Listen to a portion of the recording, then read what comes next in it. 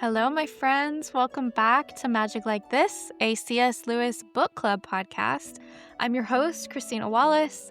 I am a writer. I'm a writing teacher who specializes in teaching Christians how to start that book that God's always been calling them to write and how to root their creative writing practice in liturgical prayer and how to just express their worship of God through creativity. Like, this is my bag, this is what I do. And another outpouring of that is this podcast where we look at the creative works of C.S. Lewis and the way that his creativity was an act of worship and has become a tool for evangelism.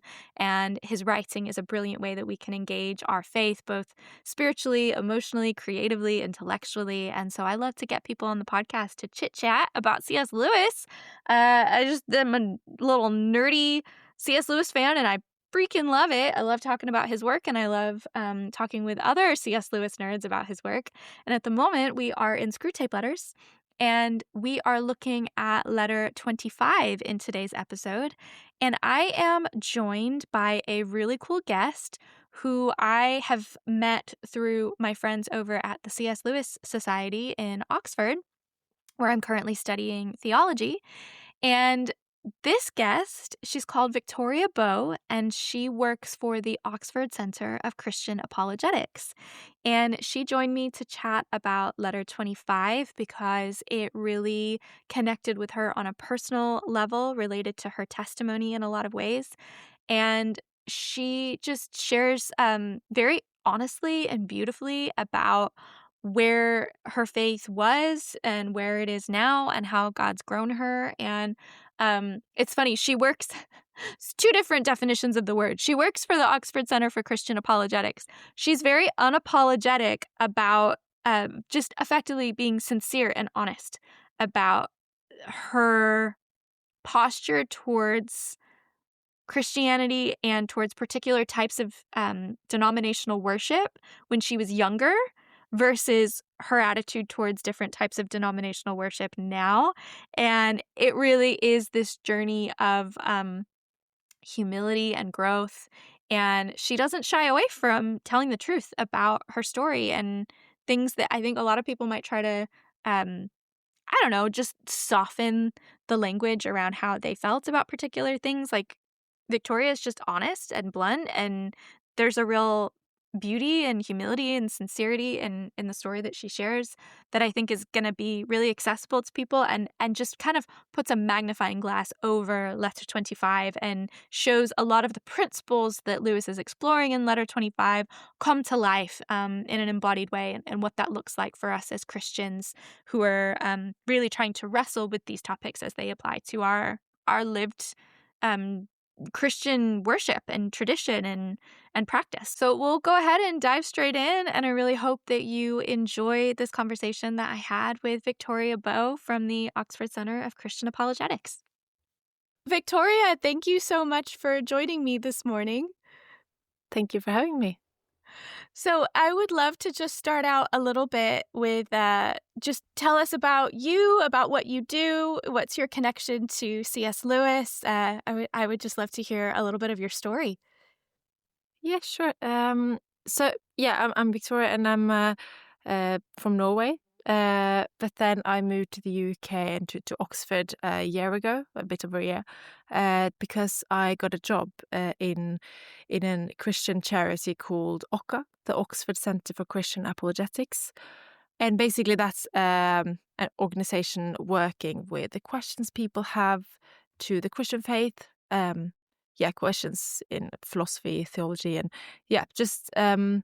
and existential questions, really. And I have had a lot of those questions myself throughout the years being a Christian, so I found that very interesting, and that's why I want to work with that in Oxford. And that's also basically what has brought me to Lewis's writings and why I've been very interested in Lewis, because he writes, he was a great writer in the field of apologetics, and he writes in, I think, very profound ways, I remember, I think my first readings of his were like Mere Christianity or The Problem of Pain. And I just think he puts it, he says things in very profound and good ways. And his language isn't very like Christianized as many Christian books are. And also he used to be an atheist, so he has struggled with many of these questions himself.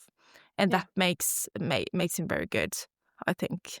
And later I also started reading a bit of his fiction, like Narnia and the Ransom trilogy. And also Screwtape letters, obviously. Yeah. Which I found very fascinating way of writing. I remember I read the Screwtape letters some years ago for the first time, and I was very inspired to start writing my own Screwtape letters. Oh, really? Yes. But I just came to like letter 2 or 3 or something.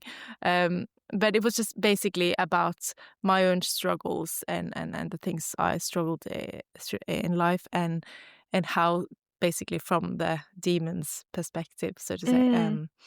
I found that very fun or interesting way to actually look at your own struggles, because you sort of looked at it from the outside. And yeah, so anyway, I just think he's very inspiring in the ways he writes. Do you know, it's funny, I was inspired by Screwtape letters in a very different way when I was working on my master's. My dissertation was about, I'll bring it back, this won't seem relevant, but it is. My dissertation was about how we might experiment with genre when we're telling stories about women in history who there's not a lot of material left about their lives. Like, how might we try to faithfully represent them in a way that maybe goes outside the traditional bounds of like biography or even historical fiction.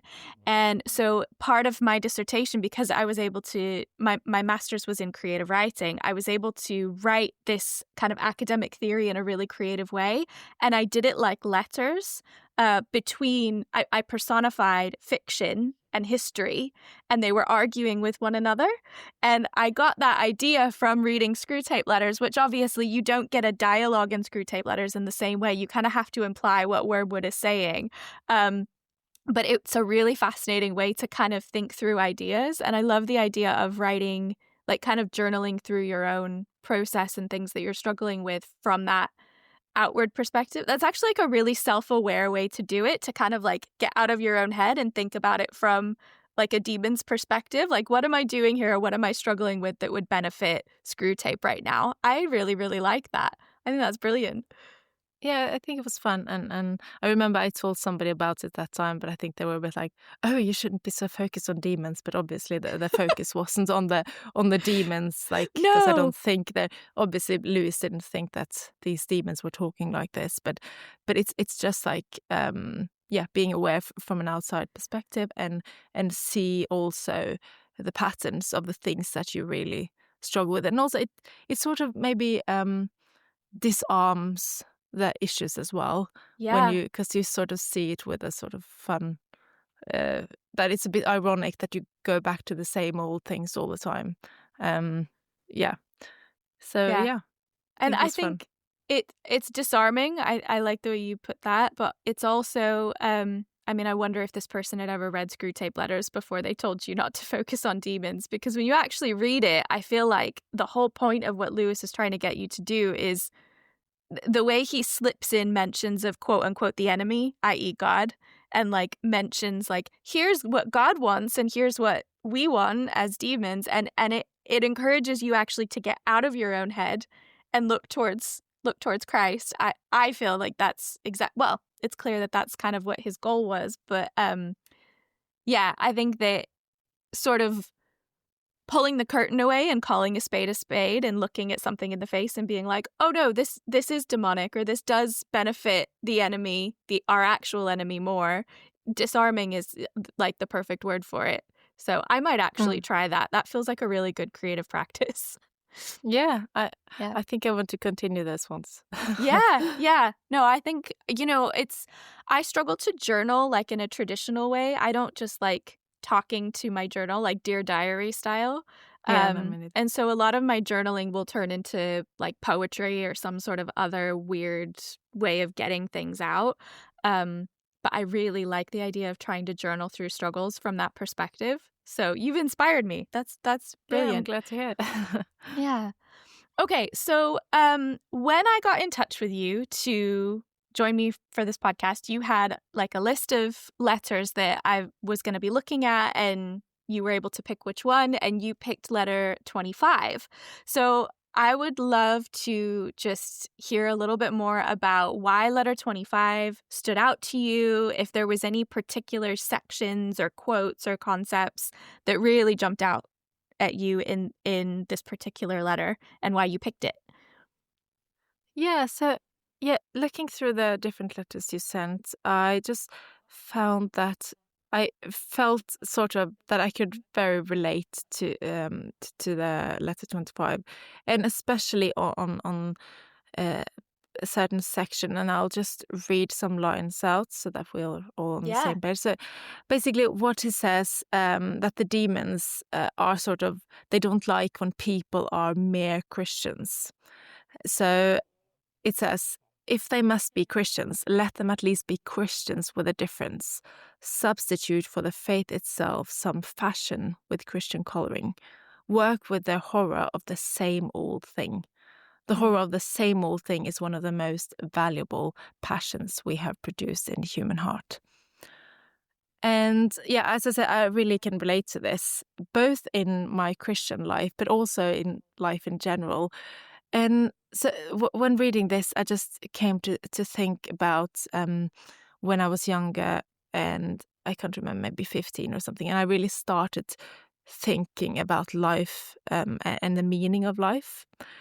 And I was thinking of my life in the context of so many other lives that existed on this earth, and like throughout history, all the peoples that have existed, and generations have come and generations have gone. And in that context, my life just seemed very insignificant, just a small breath and nothing really. And I just didn't want to be a part of that same old rhythm, like looking at people who were old and being in a nursery or nursing home. Sorry, yeah. Yeah, that's okay.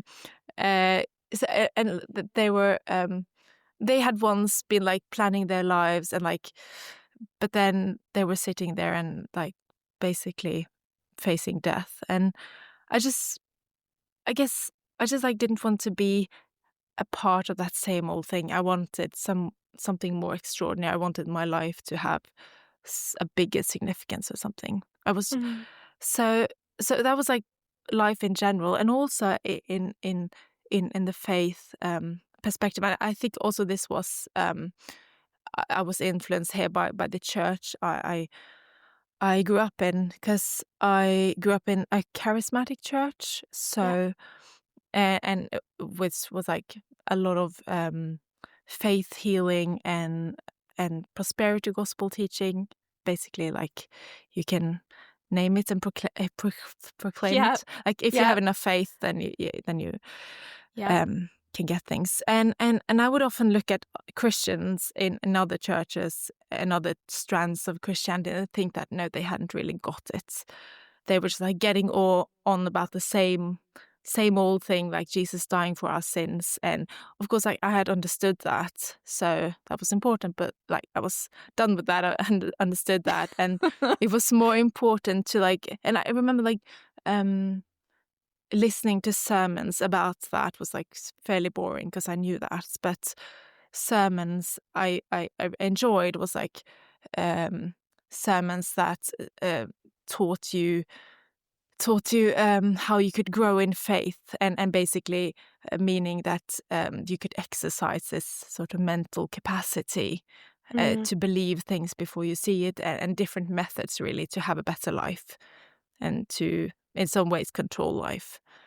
And so I just found it very interesting that I basically just I was afraid of this same old thing, and I thought that was a poorer version of Christianity. But this a new and exciting thing and everything new and exciting and new interpretations of the Bible. And so I was a very easy prey for people who came with a new interpretation of something and had seen something that no one in the 2000 years of Christianity had seen. And yeah, it's very silly. But basically, I thought, because I don't know, it's something in us, and I think that's the same pattern as we can see in like conspiracy theories as well. Yeah. People want to see, like, we want to see something, be something special maybe, and see I think something we're that other hungry people for haven't seen. wonder. Like, we're just Yeah. hungry for this, awe-inspiring wonder. Like, I think Lewis actually sort of talks about that feeling in Surprised by Joy, where he gets these moments of what he calls joy with a capital J, where he's just hit with this sense of, like, wonder and awe. And I think that's probably, like, a motivation that, if we're honest with ourselves, we all have. Yeah, and obviously, like, a fascination for wonder can be something good. Yeah. But then it can probably then be not so good if sort of if it's just a way of separating yourself, or like trying to get something new that maybe Mm, isn't really there, or that isn't. So I think now, when looking back at that time in my life, I think that I thought I had sort of was on my way to understanding something more, but I think I understood less than the wow. basic boring Christians.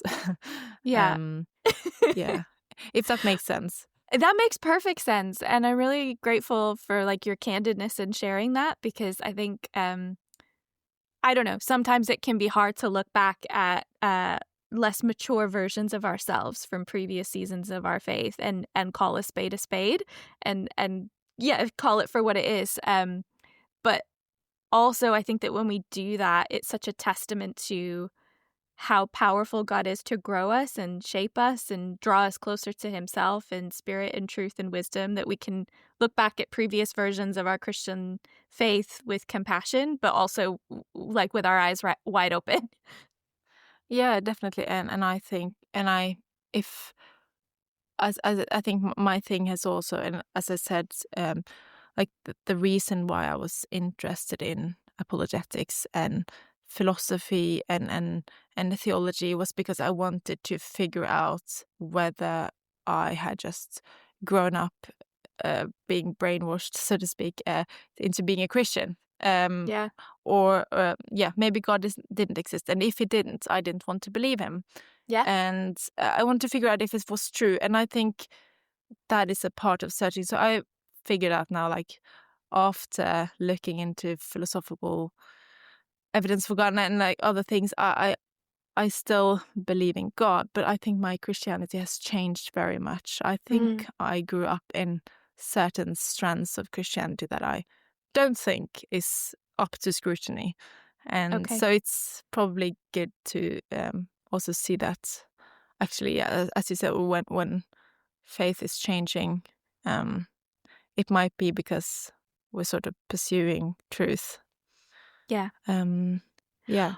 Was there a turning point, like a distinct moment where you remember looking at the way that you worshipped in the charismatic tradition that you grew up in, and actually had like an eye-opening moment of being like, "Oh, I was actually longing for novelty, not necessarily for truth or for like my understanding of that desire for wonder was misplaced." Did you have like a moment where you realized that, or was it kind of a slow evolution of kind of, I'm not sure how to word this, but was it a slow evolution of becoming more content, I guess, with that simple, quote unquote boring version of Christianity?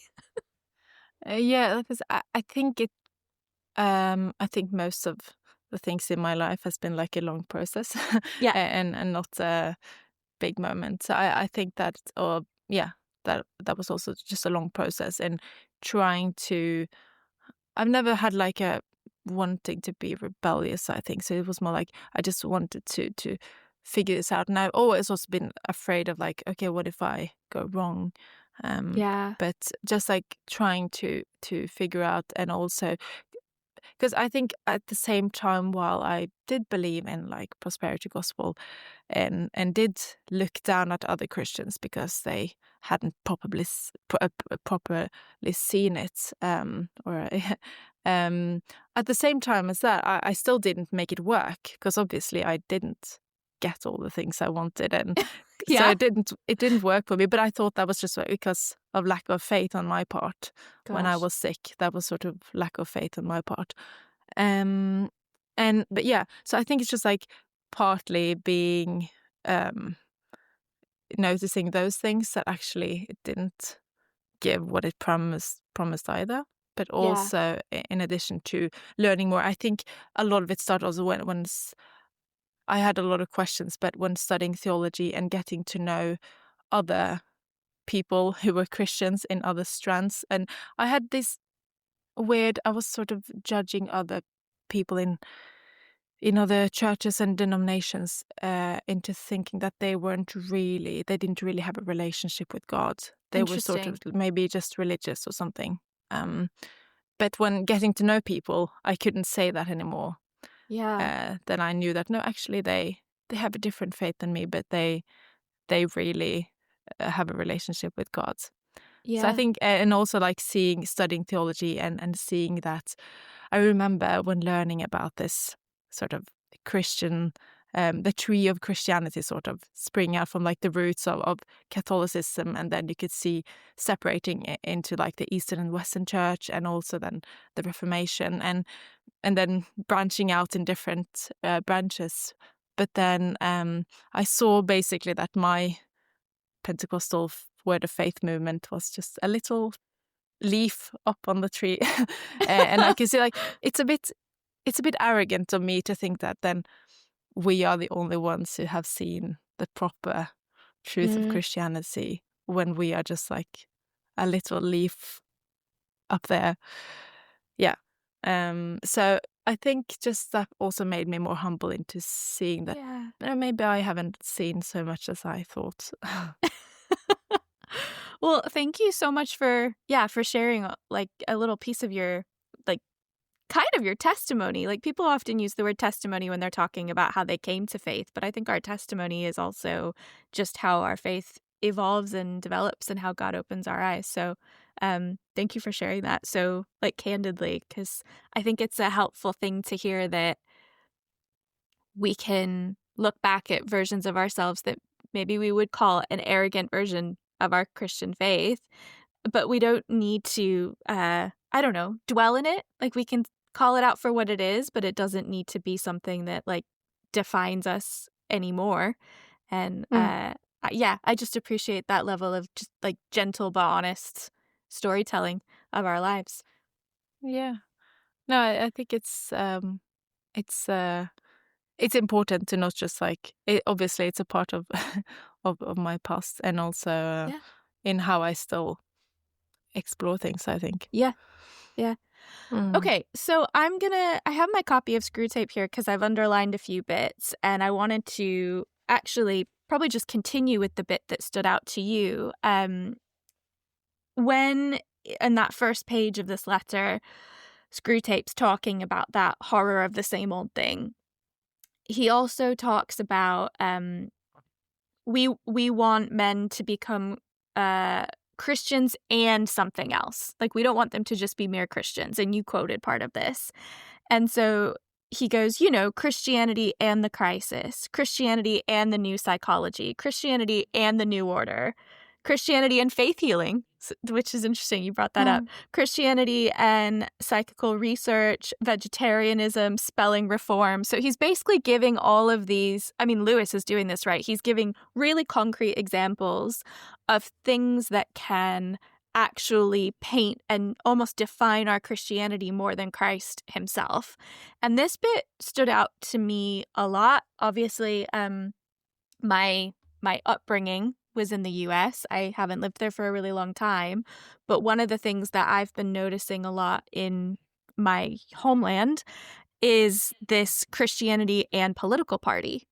Like, that's the big thing at the moment in the States. And I think that that's just one flavor of a phenomenon that is not new at all.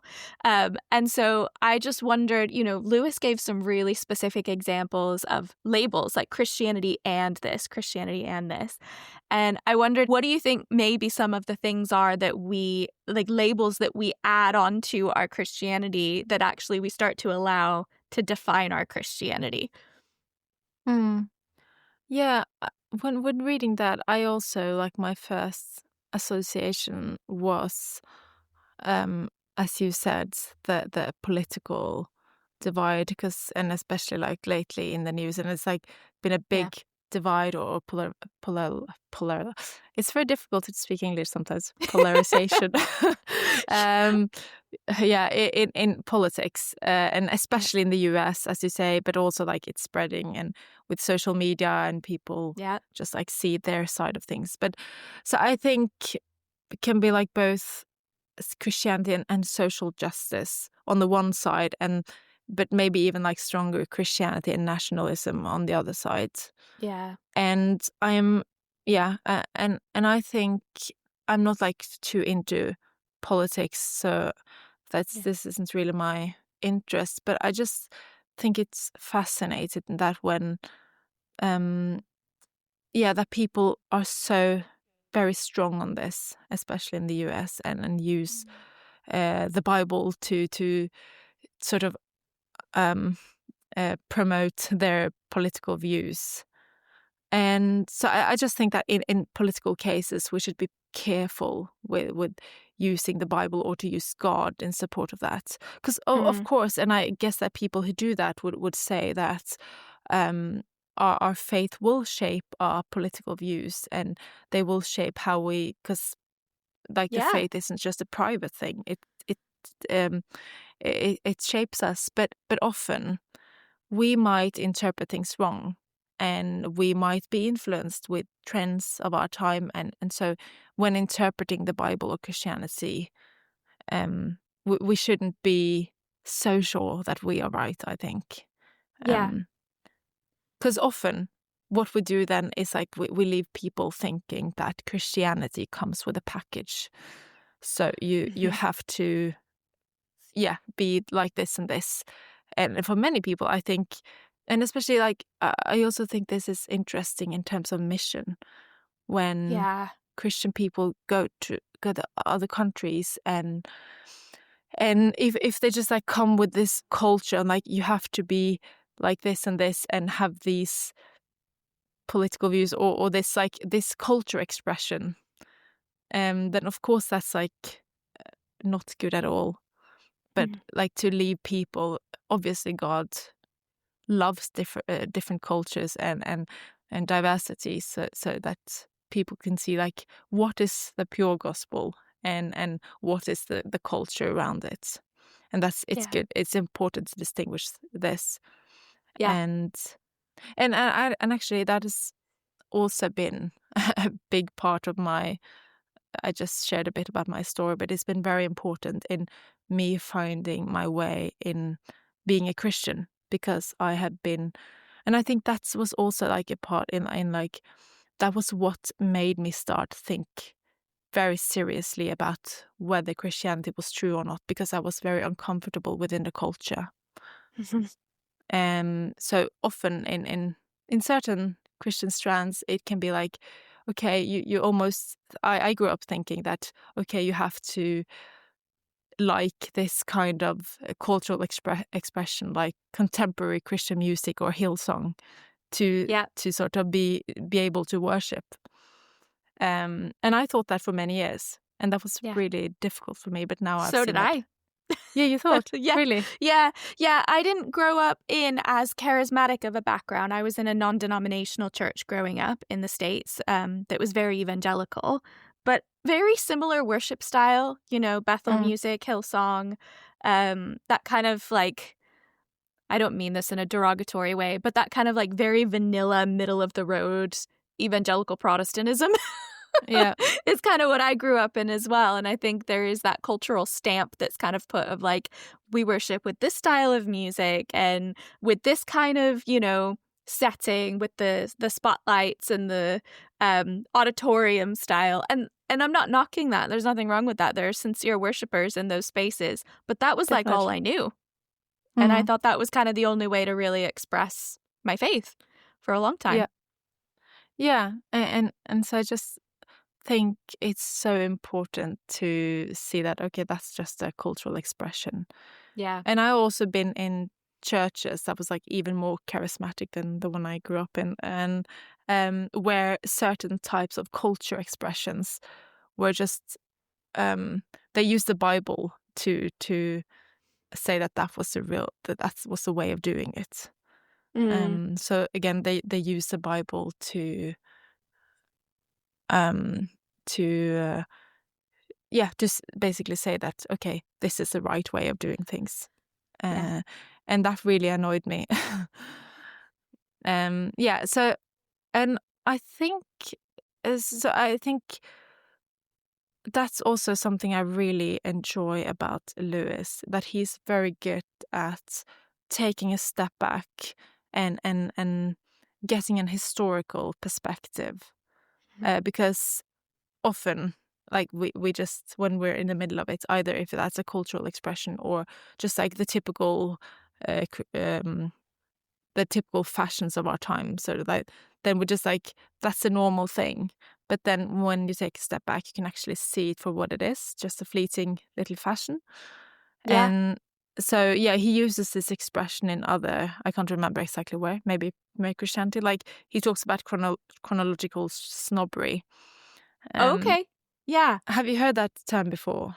Do you know what? I'm sure I have, but like that's not one of the things that I have like retained in the archive of my like Yeah, no, quotes on Lewis that I draw from. So I'd love you to expand on that a little bit. yeah, no, I just came to think about it in this context because he defines chronological snobbery as basically the uncritical acceptance of the intellectual climate of our own age, and assuming that like the things that were old, they're really basically bad. And like, Yeah. so basically when people can use this all the time, like, okay, we live in 2025, so the views they had like 10 years ago, they're outdated. And many people can say this about the Bible as well, like the things that Bible says, of course it's wrong because it was written 2000 years ago, and we Yeah. have advanced in technology, and then also since we have advanced in technology, we think that we have advanced in everything. Yeah.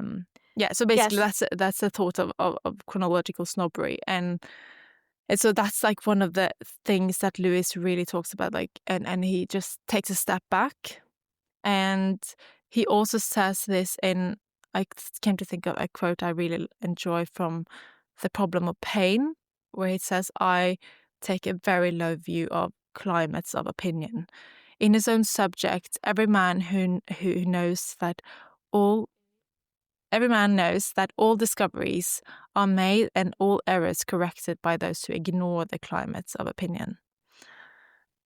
And so basically, it's when we get a step back and can actually look at all these Christianity and things, that we can Mm. actually see them for what they are, and we Yeah. don't have to be a part of it. Yeah. The, do you know what? My brain is firing off with questions and I'm trying to like pick one.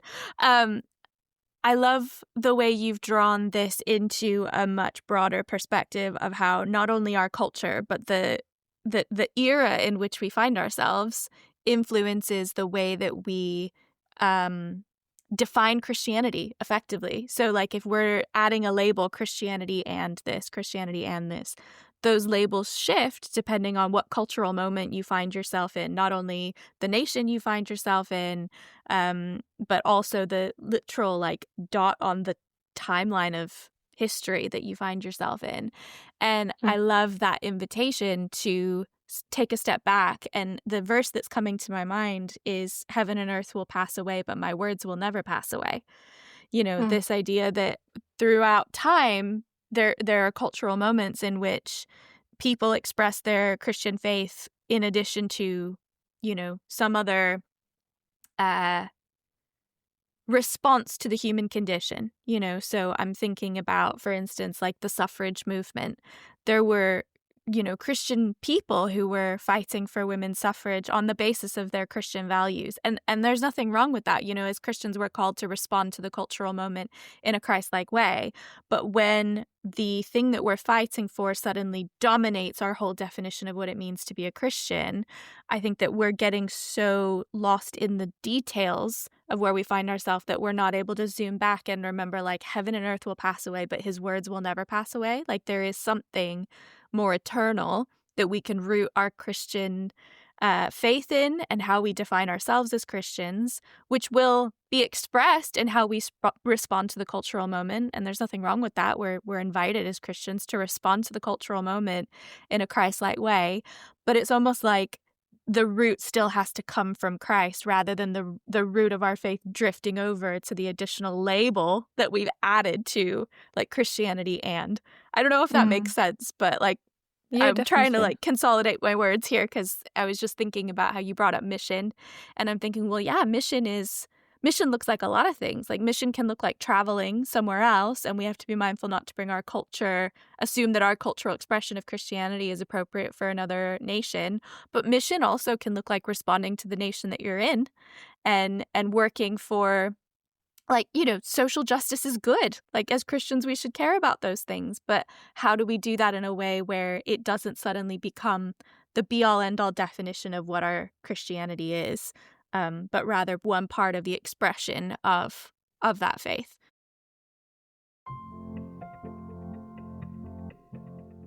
Have you ever shared part of your story with someone and they've responded with words like, wow, you need to write a book?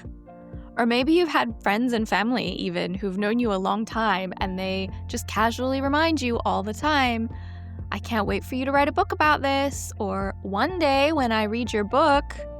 And maybe you've rolled your eyes and thought, yeah, but deep inside, actually, you really love the idea of writing a book. And maybe it's even felt like something that God has called you to do, but you've put it off for a long, long time because you think, well, who would be interested in my story? Or the biggest one, the practical one being, where do I even start? Writing a book is no small feat, and it can be really overwhelming, especially if you haven't had any formal training in the writing industry. Well, my friend, this is where I come in, because I want to see a world where the publishing industry is so flooded with stories of what God has done in people's lives that it can't help but change the publishing industry fundamentally, and as a result, culture. Because the world needs our stories. Let me tell you this, my friend. Asking the question, who would want to read my story? You're starting with the wrong question. It's not about you as much as it is. It's about what God has done in your life, and His will be done through our faithful obedience in spite of ourselves. Because when our story declares the glory of God, that is where its power lives. It's in God's glory and in His will. And so if you truly have felt like God has been calling you to share your story with the world through the medium of book writing, I want to help you, because you don't have to have all of the formal training in creative writing. I do have formal training in creative writing. I have a master's degree and a bachelor's degree in English literature and creative writing, and I taught academic writing at a university for 4 years before going on to work as a copywriter for a Christian nonprofit, and now I am back in academia doing a theology degree at Oxford University because I am so flippin' passionate about how our creative writing can reflect the glory of God, and that is why I made a course especially for you, my friend. Pick Up Your Sword is an online writing course that I designed specifically for Christians who have felt called by God to write a book, but they don't actually know where to start. Over 4 modules, we will brainstorm your ideas, we'll clarify the point or message of your book, we'll discover who your ideal readers are, as in, who is your story going to serve, which, by the way, really important question to ask and have an answer to before you start approaching literary agents or publishers. And then we'll work to develop a robust chapter by chapter outline that organizes your stories, your themes, and your ideas into a blueprint so that you can actually get started on your manuscript and stop dreaming about a someday world where maybe you'll write something. We're going to give you the tools to actually get writing. This is a masterclass in mapping out your book idea so that you can confidently approach a literary agent with clarity and purpose. And most importantly, so that you can write your manuscript with discernment, conviction, and obedience to God's purpose for this creative work in your life. Because let me tell you something, my friends, when we embody our creativity, we are living out parts of the image of God in us, and it is an act of worship and an act of evangelism, meaning that when you write, you connect deeply with God, but the product of your writing also helps others connect deeply with God. That is the beauty of creativity. Everything in this course is underpinned by prayer, inviting the Holy Spirit into the process. It's a creative, spirit-led meets practical, action-based course. And it comes with admission to my student group, Writers of the Round Table. How cute is that name? Where you get live support with me over Discord. So if you've been putting off writing your book, but you know that this project can't be ignored any longer, you know that God has a purpose for your story that is bigger than you, and you are ready to take action, I would love to come alongside you and help you turn your book from a vague idea to a holy pursuit. Admissions are now open for Pick Up Your Sword, and you can head over to christinalynwallace.com/course to enroll today. The link will be in the show notes, and I can't wait to see you in my next cohort.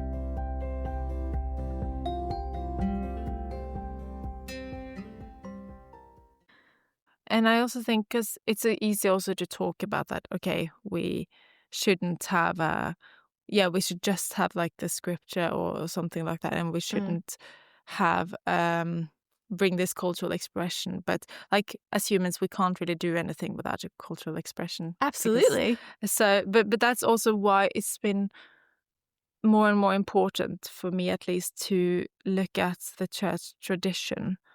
Yeah. Because then you can see like, okay, what are sort of the trends of like many years, and not just like a very fleeting things. Fleeting things. And also, I also came to mind, like Lewis was very influenced by Chesterton. Yeah. And I don't know if you've heard this, but like in Orthodoxy, he writes that tradition means giving votes to the most obscure of all classes, our ancestors. It is the democracy of the dead. Tradition refuses to submit to the small and arrogant oligarchy of those who merely happen to be walking around. So, oh, wow. Yeah, it's very fun because he just writes it in a fun way. But he just says that, okay, you have to look at the whole tradition and bring in this democracy of people. You have to also bring the dead. So it's not just like these little, these people who sort of rule this fashion today.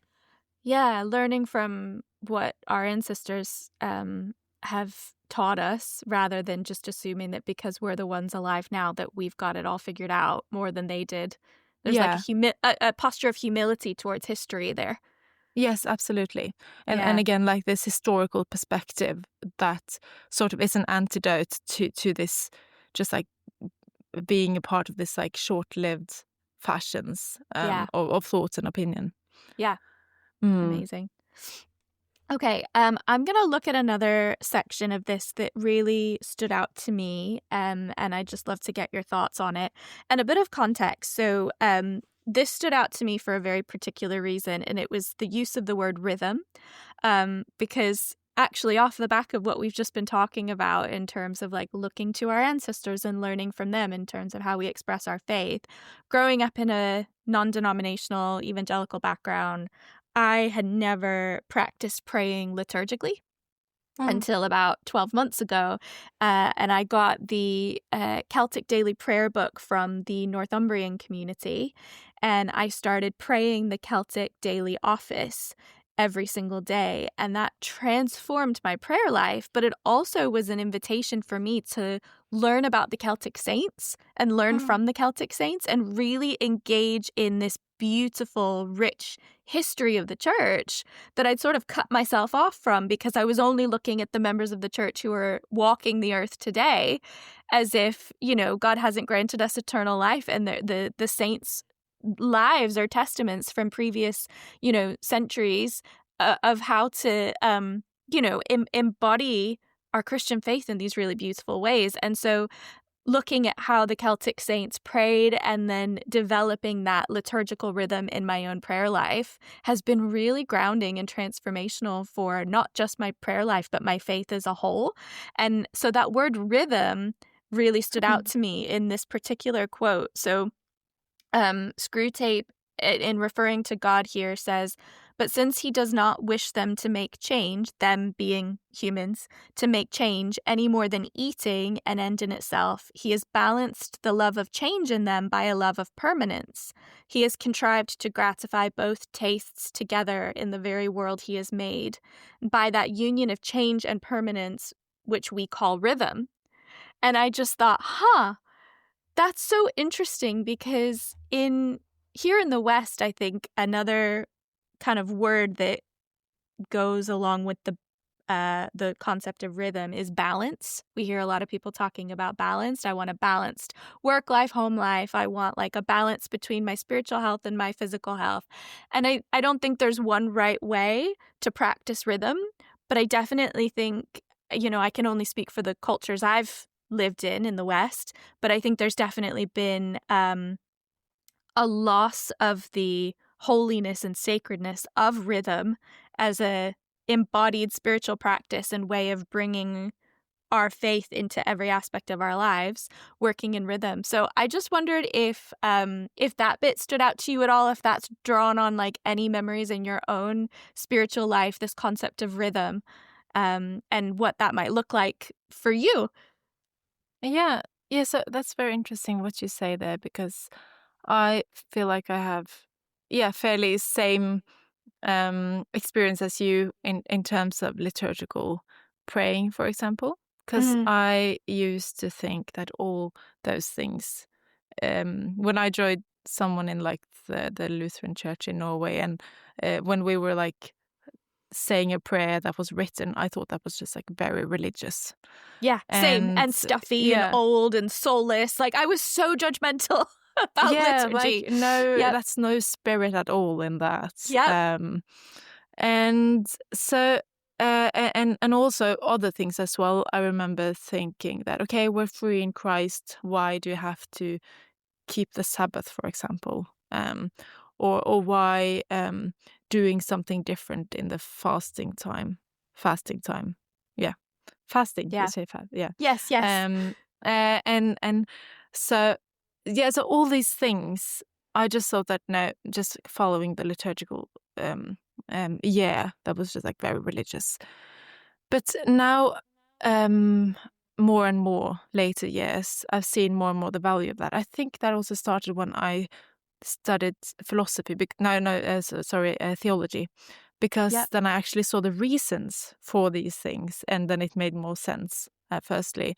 And now in Oxford, I've started a very like high Anglican church. Yeah. And so we use a lot of the Book of Common Prayer and liturgy, and I just love it. I have never enjoyed church as much as I do now, because I've always it's very like, because I've had like been in church where I've had a lot of great people, so nothing wrong to say about that, but I think it's just like the church setting and the culture I've never really settled with that, so I've tried to enjoy it. I've tried to enjoy worship music from Hillsong, but I haven't. That never got me in a good way. So not knocking Hillsong, but that just wasn't the right. Yeah, of course. It was just like not my style at all. But Sure. So it's but then being a part of this liturgical church has changed a lot in my spiritual life, I think. And Mm. also started to do some like rhythms myself. So me and my husband, we have this like little prayer liturgy in the morning from the Book of Common Prayer as well that we do every morning. And a very new way for me to pray, Yeah. but I enjoy it very much. Um, and yeah, and as I say, it's just like been very liberating to not having to invent the wheel every day or like having Yeah. to make up all these prayers myself, because often I'm just like tired and I don't really find the words. And Yeah. I just Same. yeah, and I just thinking about, because I thought it was so unspiritual, and I guess many people will maybe think it is, but I just like wonder why it is, because we use our mouth and we use our will to say these words because we mean it. Yeah. So I don't think it's any less spiritual, but I think that actually comes from the thought that written prayers is an unspiritual thing. I think it comes from a very sentimental culture, that you sort of have to feel it for it to be sincere. Um, Hmm. so, but I don't think we have to feel it to be sincere, but rather that feelings should follow our actions. So our feelings shouldn't dictate our actions, because that was actually um, a great difficulty for me before as a Christian as well, when I Yeah. thought that I had to have all these feelings if I were to be close with God, but I never had these feelings. But with this rhythm, I can keep this rhythm, and then the rhythm becomes a part of you, and it shapes you, because I think our Yeah. actions shape us.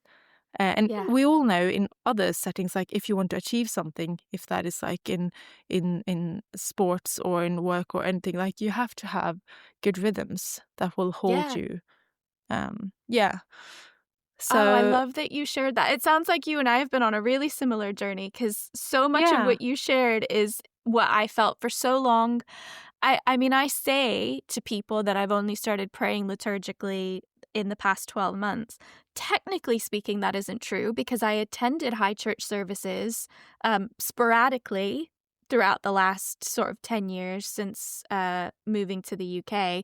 I didn't really have access to high church much where I grew up in the States. But when I moved here, occasionally I would go to like a high church Anglican service if it was, you know, a friend's church, or like I attended a Roman Catholic wedding. And so, technically speaking, I have read out liturgical prayers throughout my adult life, but I don't think I was really praying them until about 12 months ago. And when I say that, I don't mean that I suddenly started to pray and have an emotion, because I agree with you so much. We get into, Lewis actually talks about this in another Screwtape letter. Early on in the book, he talks about how we get into this trap of thinking that the efficacy of our prayers is based on how much we manifest an emotion in Right. response to those prayers. And what he's trying to get at through Screwtape is to basically say, like, your prayers are sincere because of the God who hears them.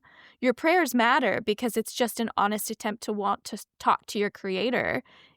It's not Mm. based on how much you manifest a feeling and an emotion in response to those prayers. And I think we can get trapped into this this really exhausting cycle of thinking my prayers only matter if I like feel them hard enough. And I can see why, especially coming from like a faith healing background where you're like, oh, the prayer didn't happen because I didn't have enough faith. Well, what does faith actually look like? Because, you know, if we think having enough faith means like feeling emotional enough in the moment, that is a really exhausting wheel to be on in prayer.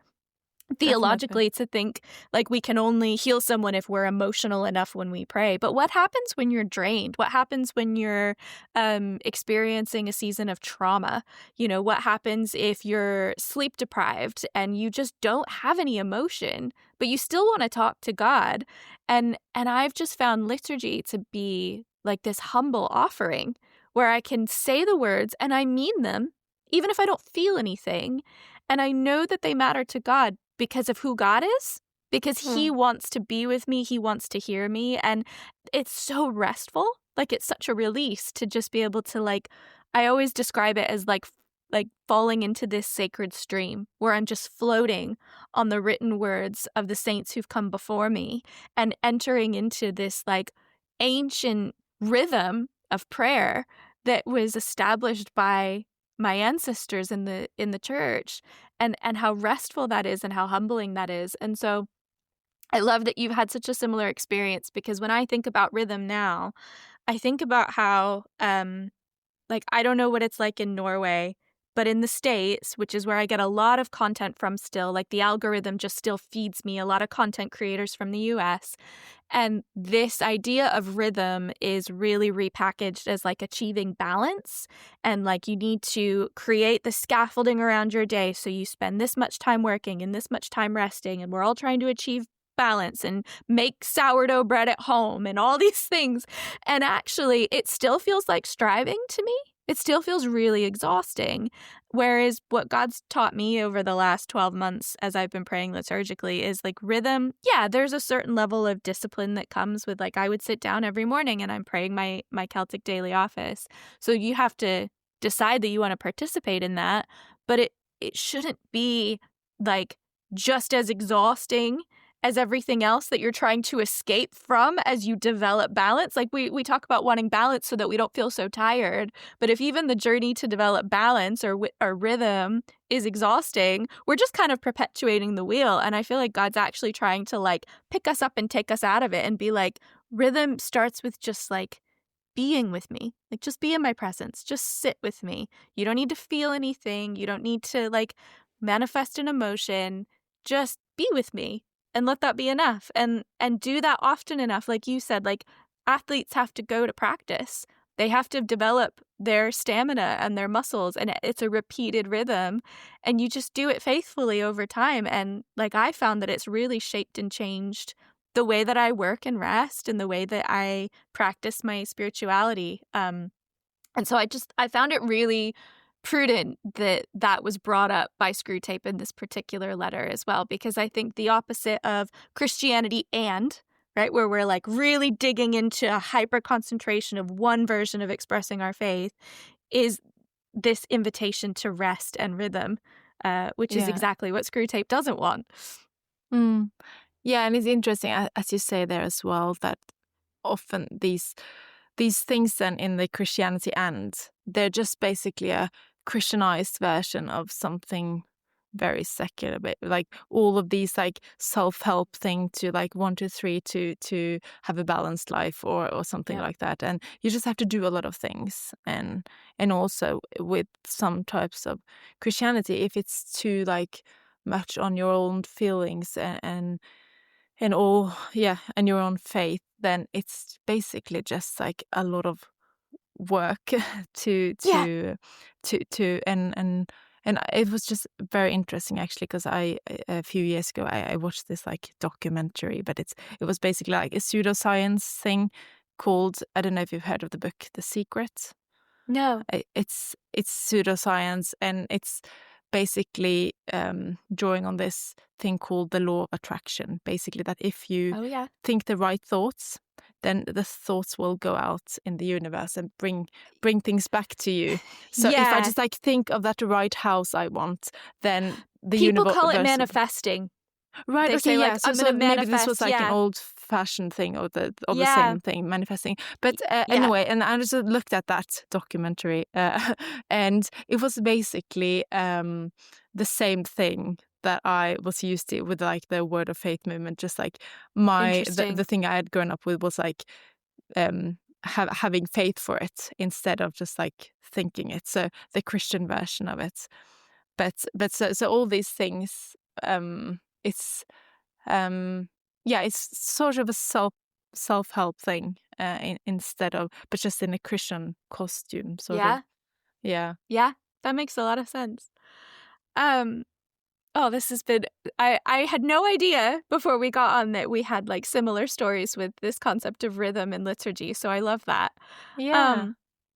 I wanted to look at a couple other areas later on, sort of towards the end of this letter, that I found interesting.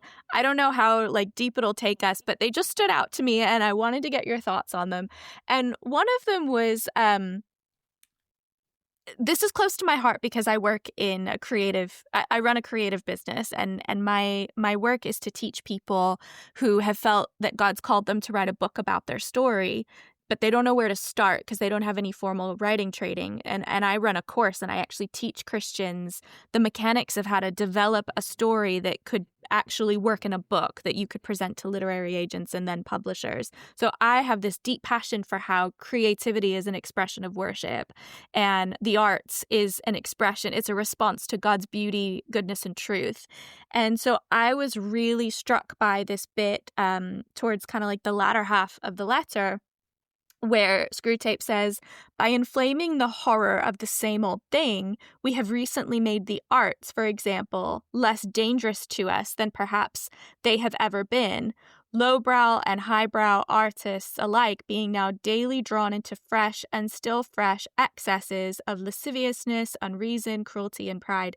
And like, I don't have a fully formed thought on this other than it's interesting to me that Screwtape says the phrase, like, we've rendered them less dangerous than they may have been, which implies that the arts could be dangerous to Satan, which I fully agree with. You know, I think that art is a response to God's glory, and I think it's a reflection of the creative image of God in us. You know, God is a creator and we're made in his image. So when we express creativity in any way, I think that we're actually doing what Satan hates most, which is expressing the godlikeness in our very being, in our image. But to think the horror of the same old thing would render the arts less dangerous. I just wondered, like, even in the work that you do at OCCA and just being in Oxford, which is a real cultural hub of the arts and the sciences, like, I just wondered if you've seen any kind of phenomenon of what Screwtape is describing here. And it's okay if you haven't, but it just really stood out to me. And I'm like, I do want to pull on that thread a little bit and see what comes up. Yeah. When reading that part of the letter, I initially thought of I also thought of the thing that you said, that art can be dangerous to the demonic realm. That's interesting because obviously we can learn a lot of things, like, theoretically, but it's like the art that really catches us, and some are really caught by, like, music. I'm really into music, and be really music's powerful. I can be really emotional by that, and also, like, watching films, like, we get so moved by films in a way that just a theoretical thing can't do to us. And I think also that's about stories, that we're really drawn into stories, and as you say, absolutely. like, writing as well. And so I think that that's sort of the thing about, like, the dangerousness of it, because if we are moved by the right stories, then that's dangerous for the enemy. And also, like, the opposite way, if we're drawn moved by the wrong stories, then that is not good for us. But so I think I also thought then that seeing, like, films and I love films as well, and TV series, and later years it seems like but probably not just later years, but previously, like, it always has to be sort of groundbreaking to be good. So we've seen, like, more and more in, like, series, like, more, it has to be more violence and more nudity, for example, for it to be like for it to have some novelty. And I think that's very interesting because we're sort of, we're used to the old same things. We need something new, and we also need more stimuli, or like stimuli.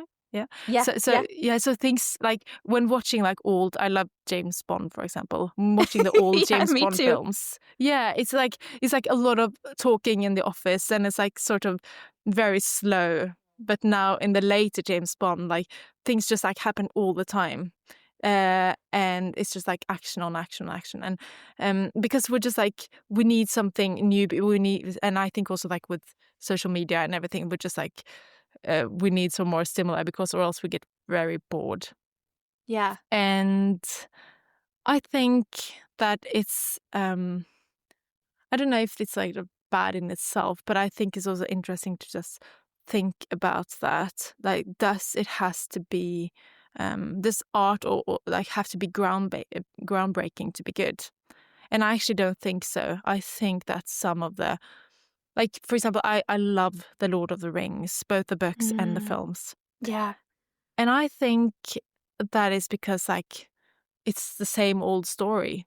Like Tolkien, he drew on a lot of Christian Christian what's it called?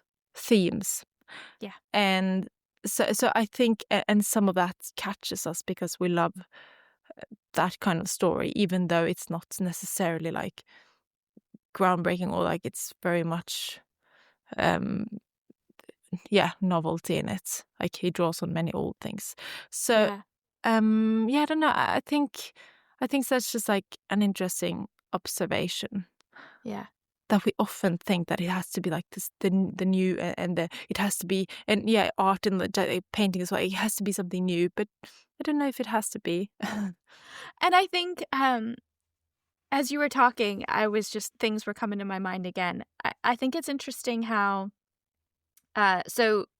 Lewis hits the nail on the head here when he has Screwtape say, we need to be drawn into this still fresh excess of lasciviousness, unreason, cruelty, and pride. So you touched on a lot of those things, right? So the lasciviousness and the cruelty, like, the violence and the nudity and the like heightened sexuality of a lot of TV shows, but also there's a pride factor in thinking that we can reinvent the wheel. Like, there's innovation, sure, but like if we're constantly thinking, oh, it has to be new, it has to be groundbreaking, I don't know about you, but that feels like inherently prideful to me to think, oh, everything. This kind of goes back to what we were saying earlier, like everything from the past is no good anymore. We need to make something new. It is that like chronological snobbery in its own right. I think that we need to reinvent the wheel, and you're right. Actually, the things that are standing the test of time, not only like Lord of the Rings, I would say Chronicles of Narnia. There's so many things that they're drawing on old stories. They're using the same old concept of a story arc, but they're still good because like God designed us to respond to art in a particular way. Not to say that those expressions can't come out through different genres and different, ways of experimenting, but actually we don't need to reinvent the wheel. And also, like, social media is training us to have the shortest attention span. So if we're creating art in response to shorter attention spans, that to me also just feels like the opposite of developing rhythm as well. Like there's just this constant franticness.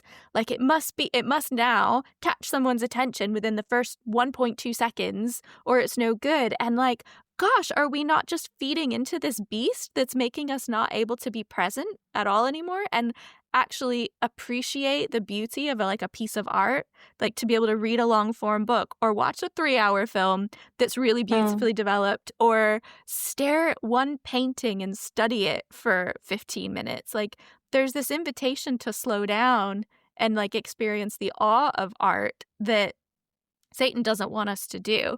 So that like pressure to reinvent the wheel, to be like more shock factor and quicker to grab the attention, and like you pointed out with the James Bond, like more like action constantly to just keep people stimulated. It's like there's no opportunity to take a breath and just like enjoy art and breathe in the complexity and beauty of it anymore. Yeah, and I really think that this is something we can practice, because when we're just like constantly being stimulated, and if we like, I talked with somebody recently, like it's a bit weird that we always, when watching a film or a football game or whatever, and like we sit on our phones at the same time, so we don't really, we're like doing this because we want to get the most out of our time, like multitask, but we can't really multitask because our mind is only one place at the time. So we're just like basically we're just like get just nothing about from nothing. And so I think but we can just like practice like putting away the phone and like just enjoying that film when watching that film. Or and also like I was thinking also because later I've been really fond of, like, I don't know if you watch like anime, like Studio Ghibli films.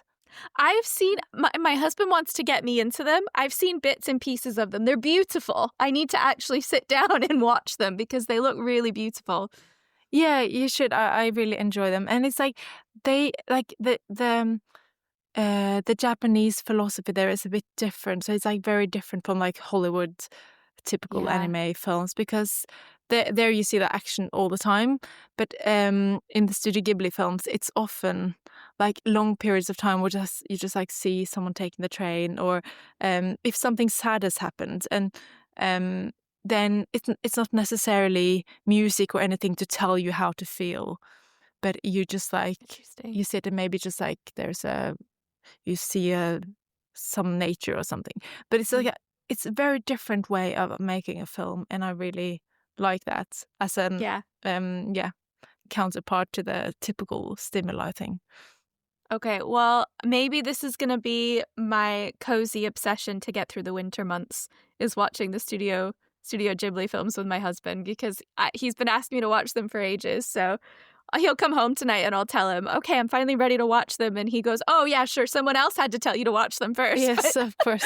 But do you know what? I feel I've been putting off watching them, and I've heard so many people say that. So actually, I would love to just kind of experience like a beautiful artistic expression that slows down and doesn't feed into that constant like attention seeking thing. So you've convinced me.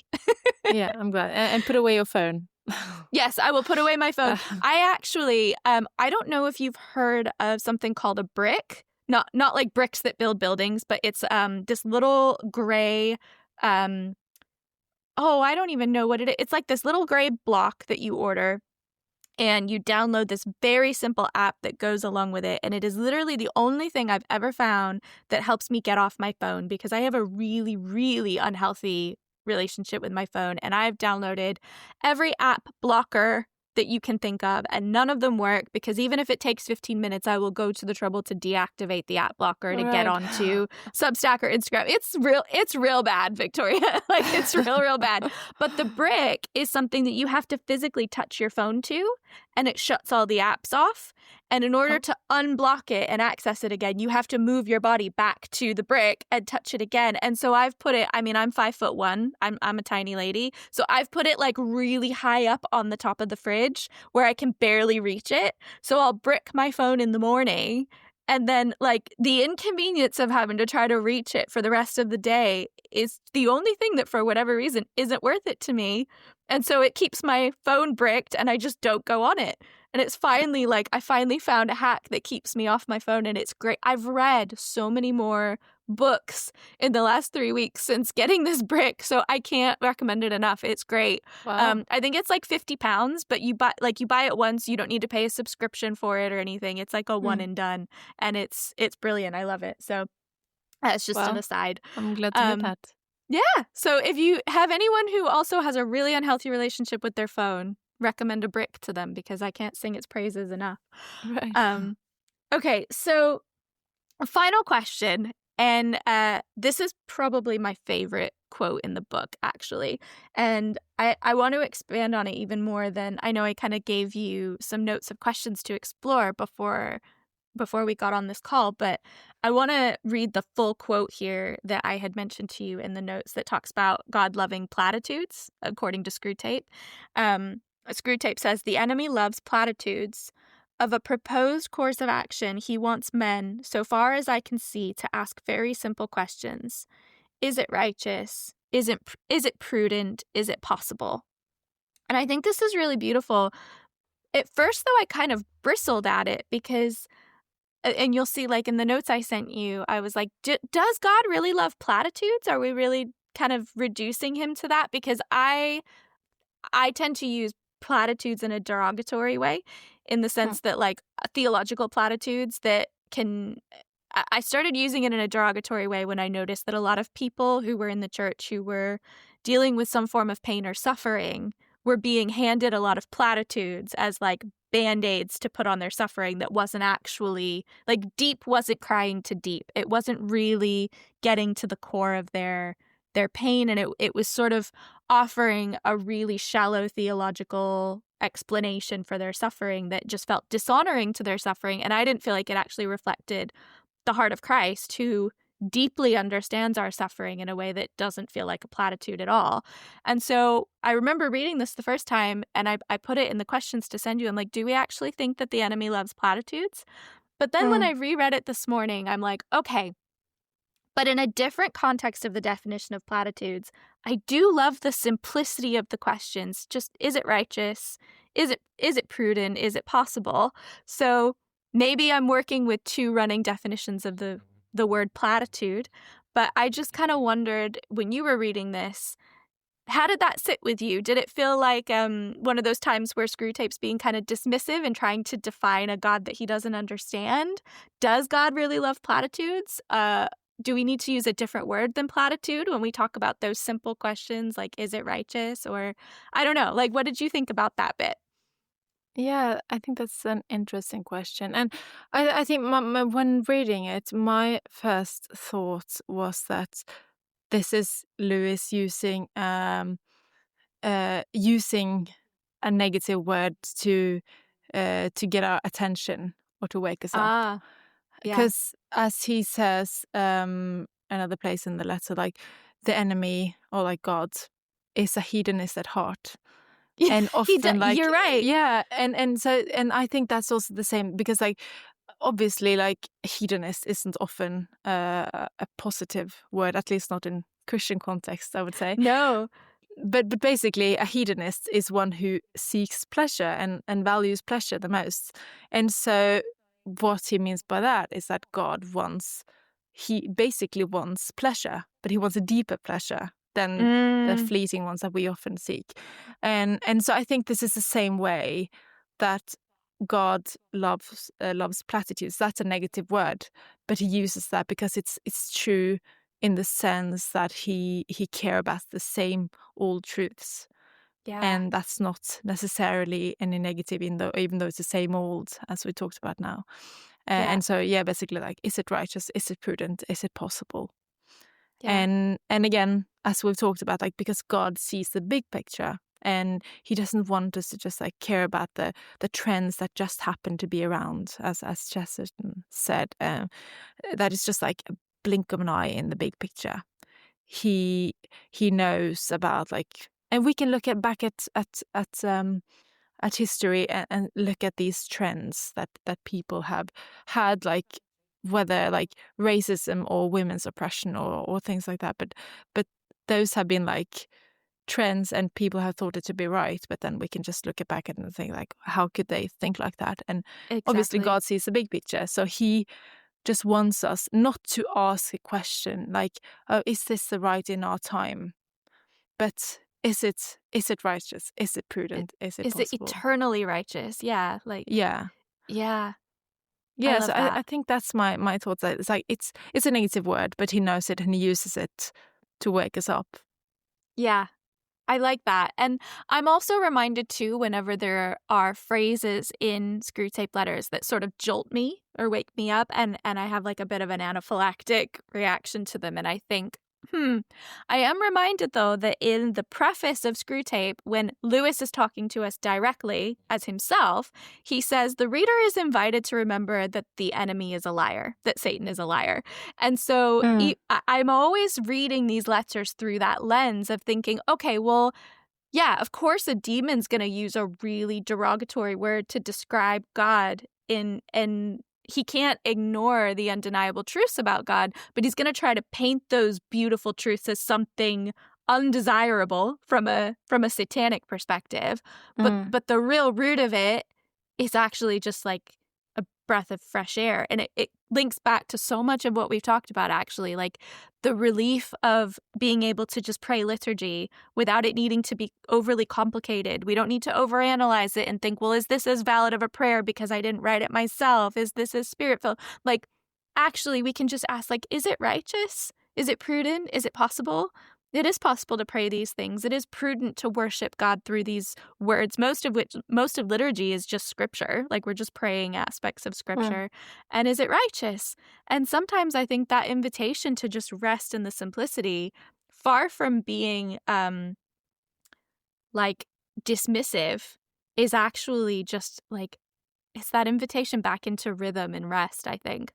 Which it always fascinates me as I like pick apart these letters and I think that I'm looking at these different themes in isolation, and then I realize, oh my gosh, all these themes relate to the same concept within one letter. Lewis was just he's so brilliant in the way that he does this. And I just keep finding like, oh yeah, this relates to the invitation into simplicity and rest and rhythm and balance, as opposed to like constant stimulation, constant need for novelty, constant need for the next best thing, constant need to label our Christianity in addition to some other label. Like, I'm just seeing this dichotomy of like noise and chaos versus like rest and peace, and the way that Lewis brings us on that journey through these letters is just brilliant. Yeah, I agree.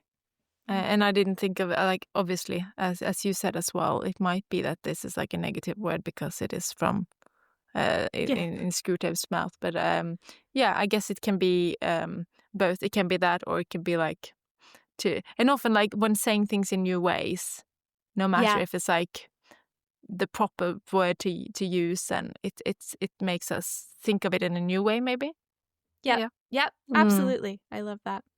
Well, Victoria, I've really enjoyed talking with you. Thank you so much for joining me for this episode. I know that people are gonna enjoy it because I see a world that's constantly filled with like chaos and overstimulation, and any invitation to remember that we can rest and fall into rhythm, and we don't need to strive to overly define our faith, and we don't need to strive to come up with something new, and we can rest in like what our ancestors have taught us. All these things are just like such a restful invitation in a really chaotic world. So I know that people are going to enjoy this episode, and I'm so grateful that you jumped on to talk about Screwtape letters with me. Yeah, thank you. It was very fun. There you have it, my friends. I want to say thank you again to Victoria for joining me for this episode, and I was just so grateful for her sincerity and the things that she shared, and I want to point people towards the organization that she works for, the Oxford Center for Christian Apologetics. You can find out more about the work that they do, helping people really wrestle with some of the bigger, more difficult questions of the Christian faith. Their website is the OCCA, so the OCCA.org. And you can find all about the work that they're doing over there, and I will also put a link in the show notes. As per usual, I'm going to close off this episode with a psalm, and today we are looking at Psalm 15. Lord, who may dwell in your sacred tent? Who may live on your holy mountain?